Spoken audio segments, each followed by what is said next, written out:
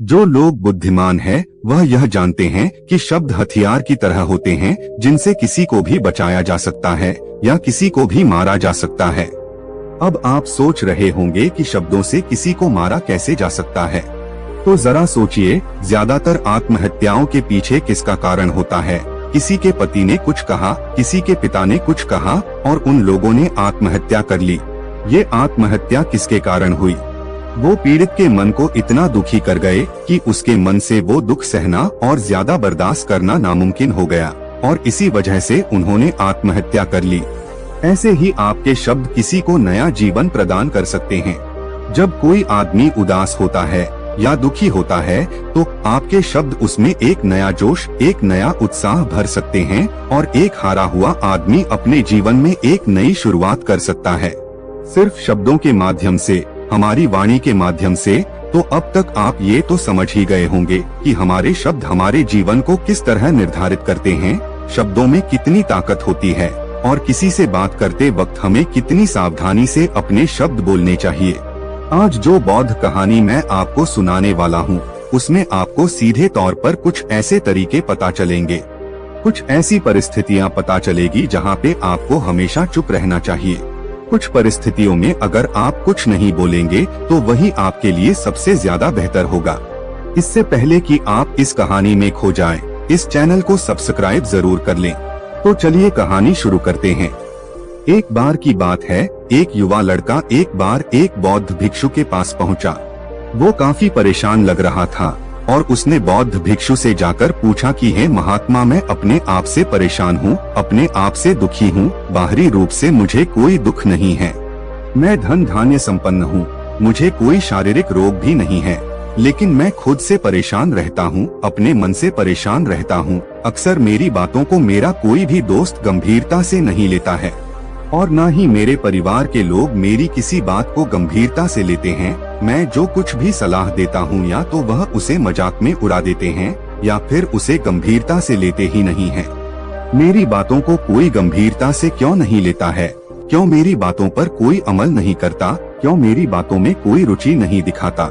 क्या कारण है? कृपया मुझे बताने का कष्ट करे और मेरे मन के इस दुख को दूर करें। यह सुनकर बौद्ध भिक्षु ने कहा कि आज सुबह मैं चालित ध्यान करके वापस आ रहा था। रास्ते में कुछ कौवे काव काव कर रहे थे और वहीं पर जब मैं चलता हुआ कुछ दूर आया तो मुझे एक मोर की मधुर आवाज सुनाई दी। ये सुनकर अचानक मेरे मन में ख्याल आया कि कौवे कितना काव काव करते हैं, कितना बोलते रहते हैं, लेकिन कोई भी प्राणी कौवे की आवाज को पसंद नहीं करता। मोर हमेशा सही परिस्थिति के हिसाब से बोलता है।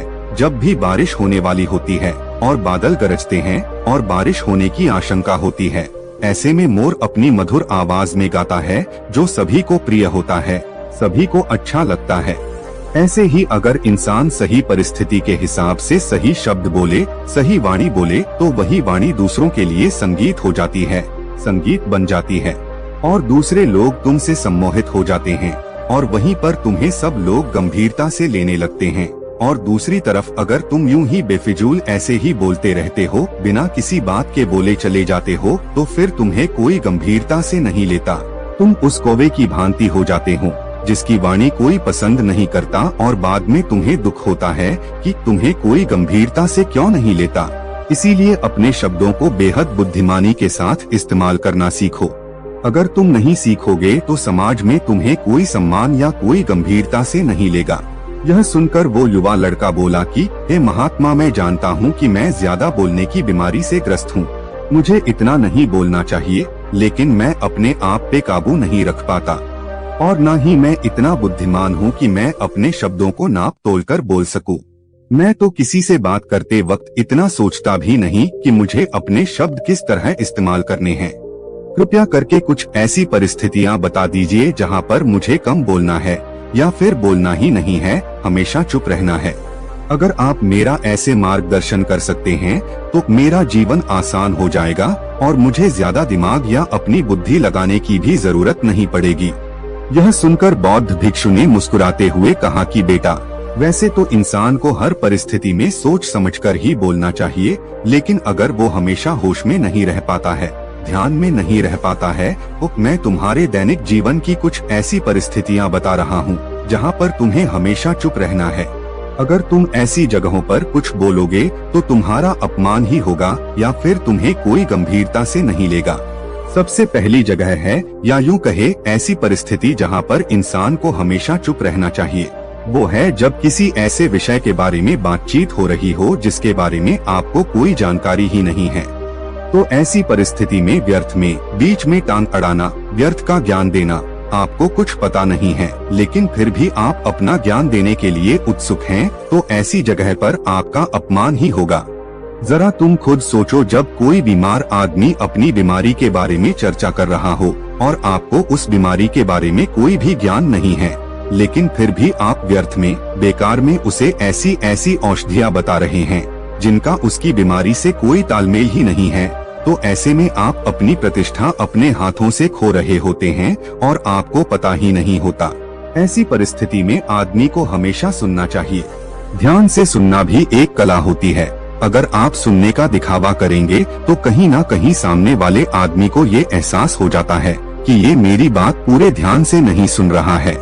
इसीलिए जब आपको किसी विषय के बारे में पूरी तरह से जानकारी ना हो तो वहाँ पर केवल अपने कान लगाना ही ज्यादा महत्वपूर्ण होता है, ज्यादा जरूरी होता है।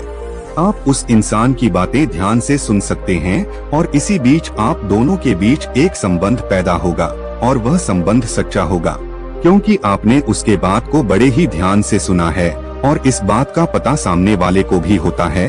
तो हम बिना कुछ बोले सिर्फ सुनने मात्र से किसी को अपना मित्र बना सकते हैं। इस बात को हमेशा ध्यान में रखना। दूसरी जगह जहां इंसान को हमेशा चुप रहना चाहिए वो है खाना खाते समय। खाना इंसान को हमेशा चुप रहकर खाना चाहिए, मौन रहकर खाना चाहिए। महात्मा बुद्ध और उनके भिक्षु हमेशा चुप रहकर भोजन करते हैं, शांत भाव से भोजन करते हैं, परिपूर्ण होकर भोजन करते हैं, पूरी तरह से करते हैं, एक एक टुकड़े का स्वाद लेकर भोजन करते हैं। और ऐसा भोजन जब आपके शरीर में पहुंचता है तो वो आपके अंग अंग तक ऊर्जा पहुंचाता है। अक्सर हम भोजन करते वक्त कुछ ना कुछ बोलते रहते हैं, कुछ ना कुछ सुनते रहते हैं, लेकिन मौन रहकर पूरा स्वाद लेकर उस भोजन को कभी नहीं करते। हम उस भोजन को करते वक्त आधे अधूरे ही रहते हैं और इसीलिए हमारा शरीर रोगों से ग्रस्त हो जाता है। जरा तुम खुद सोचो, बौद्ध भिक्षु हमेशा भिक्षा लेकर भोजन करता है और भिक्षा भी बिल्कुल मामूली सी, और वो भी एक वक्त का। तो एक वक्त भोजन करने के बाद भी वो इतने स्वस्थ रहते थे, इतने उत्साह, जोश और आनंद से भरे होते थे। और हम तो इतना खाना खाते हैं, इतनी सारी भोजन की सामग्री हमारे लिए उपलब्ध होती है, लेकिन हमारे शरीर में कोई ऊर्जा नहीं होती। इसका सबसे बड़ा कारण होता है कि हम अपना भोजन होश में नहीं करते हैं, परिपूर्ण होकर नहीं करते हैं, मौन रहकर नहीं करते हैं। इसीलिए अपना भोजन हमेशा मौन रहकर ही करो। तीसरी जगह जहाँ पर अगर आपने चुप रहना सीख लिया तो इसका मतलब यह है कि आपने अपने ऊपर विजय हासिल कर ली। जी हाँ, गुस्से में शांत रहना या चुप रहना इतना आसान नहीं होता है। अक्सर हम गुस्से से भरकर कुछ ऐसे शब्द या अपशब्द बोल जाते हैं जिसका पछतावा हमें हमेशा रहता है, लेकिन जुबान से निकला हुआ शब्द वापस नहीं हो सकता, उस शब्द को मिटाया भी नहीं जा सकता। अब वो जिंदगी भर हमारे दामन से जुड़ चुका है और वो गुस्से में बोला गया अब शब्द हमारे मन को समय समय पर बेचैन करता रहता है, दुखी करता रहता है। लेकिन गुस्से के वक्त चुप रहना सीखना भी एक बहुत बड़ी कला होती है। गुस्से में आदमी का अपने ऊपर काबू कहाँ रहता है, अपनी इंद्रियों को वश में कहाँ रख पाता है। इसीलिए इस कला को आप तभी सीख सकते हैं जब आप गुस्सा भी होश में रहकर कर पाएं। जब भी आपको गुस्सा आए, आपके दिमाग में सिर्फ एक ही बात आए कि मुझे चुप रहना है, मुझे किसी से कुछ गाली गलौज नहीं करना है, किसी को कोई अपशब्द नहीं बोलना है। और जब ये विचार गुस्से के साथ जुड़ जाता है और धीरे धीरे ये आदत बन जाता है तो आप अपने गुस्से को भी काबू में करना सीख जाते हैं। जब भी कभी गुस्सा आए तो किसी को कुछ बोलने की बजाय कुछ शारीरिक व्यायाम करना शुरू कर दो। उछलना, भागना, दौड़ना, जिम करना, कुछ भी आप ऐसा व्यायाम कर सकते हो जिसमें आपका शरीर थक जाए।